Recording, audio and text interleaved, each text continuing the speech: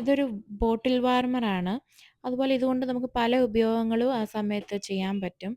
ആം, ഞാൻ ഇവള് ജനിച്ചപ്പം മുതല് പമ്പ് ചെയ്താ ഇവക്ക് ബോട്ടിലിലാക്കിയിട്ട് കൊടുത്തോണ്ടിരുന്നത്. കാരണം ഇവക്ക് ലാച്ച് ചെയ്യാൻ ബുദ്ധിമുട്ടുണ്ടായിരുന്നു. പിന്നെ ഈ നിപ്പിൾ ക്രാക്കിൻ്റെയൊക്കെ ഇഷ്യൂ ഉണ്ടായിരുന്നു. അതുകൊണ്ട് തന്നെ നമ്മള് പമ്പ് ചെയ്തിട്ടാ കൊടുത്തോണ്ടിരുന്നത്. ഇത് ഇപ്പം ആ പ്രോബ്ലം ഇല്ലെങ്കിൽ കൂടി ഒരു 6 മാസം കഴിഞ്ഞ് നമുക്ക് ബോട്ടിലിൽ കുഞ്ഞുങ്ങൾക്ക് ഫീഡ് ചെയ്യാൻ താല്പര്യമെങ്കിൽ ഇത് നല്ല ഹെൽപ്ഫുൾ ആവുന്ന ഒരു സാധനമാണ് കേട്ടോ. ഇത് വാൾമാർട്ടിന്ന് എൻ്റെ ഒരു ഫ്രണ്ട് എനിക്ക് ബേബി ഷവറിന് ഗിഫ്റ്റ് ചെയ്തതാ. അപ്പോൾ ഇത് നമ്മൾ ഞെക്കുമ്പോൾ ഇത് ഓൺ ആകും. അതുപോലെ ഇപ്പം നമുക്ക് നമ്മുടെ പാൽ പെട്ടെന്ന് ചൂടാകണമെങ്കിൽ ഫസ്റ്റ് ഓപ്ഷൻ ഫാസ്റ്റ് വാർമിങ്ങിൽ ഞെക്കിയാൽ മതി.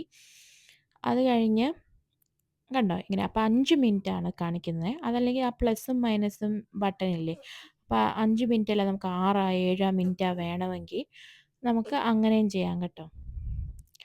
അതല്ലെങ്കിൽ അതിൻ്റെ അപ്പുറത്തെ ബട്ടൺ കണ്ടോ, അതിപ്പം കുഞ്ഞിന് വിശക്കുന്നില്ല പക്ഷേ ഉടനെ വിശക്കും എന്ന് നമുക്കറിയാമെങ്കിൽ അതിനകത്ത് നമുക്ക് ആ ബട്ടണിൽ ഞെക്കിയിട്ട് വെക്കുമ്പോൾ അതാ നമ്മൾ വെച്ച ആ ഒരു ചൂടില്ലേ, ആ ചൂട് നല്ല ആ സെയിം ലെവലിൽ തന്നെ കീപ്പ് ചെയ്യും. 2 മണിക്കൂറോളം ഇരിക്കും കേട്ടോ. ഇവിടെ തണുപ്പായതുകൊണ്ട് 2 മണിക്കൂർ വരെ ഇരിക്കുമായിരുന്നു. നാട്ടിലെ കാര്യം എനിക്കറിയത്തില്ല എത്ര നേരം ഇരിക്കുമെന്ന്.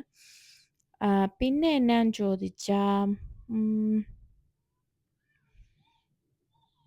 ആ ഇത് കണ്ടോ, ഇപ്പം നമുക്കിത് നമ്മുടെ മുറിയിൽ തന്നെ വെച്ചിട്ട് എന്താ പറയുക, കുഞ്ഞിന് നൈറ്റ് ലൈറ്റ് വേണമെങ്കിൽ അതിനും ഇത് ഉപകാരപ്പെടും. നല്ല നൈറ്റ് ലൈറ്റാ കേട്ടോ. പിന്നെ ഇതിനകത്ത് മാക്സ് എന്നുള്ളൊരു ലൈനില്ലേ, അവിടെ വരെ നമ്മൾ വെള്ളം ഒഴിക്കണം. എന്നിട്ടേ ഇതൊക്കെ ചെയ്യാൻ പാടുള്ളൂ കേട്ടോ. പിന്നെ ഇതിപ്പം ഇച്ചിരി ഡേർട്ടി ആയിട്ടിരിക്കുകയാ. കാരണം ഇപ്പം അവൾക്ക് 1 വയസ്സായി. ഇതങ്ങനെ ഉപയോഗിക്കാറില്ല. അവൾക്ക് 3 നേരം അല്ലാതെ പാല് അപ്പം തന്നെ ഉണ്ടാക്കി കൊടുക്കും. അതുകൊണ്ട് ഇപ്പം ഇത് യൂസ് ചെയ്യുന്നില്ല. കുറച്ച് പൊടിയൊക്കെ ആയിട്ടിരിക്കുവാ. അപ്പം ശരി, സബ്സ്ക്രൈബ്.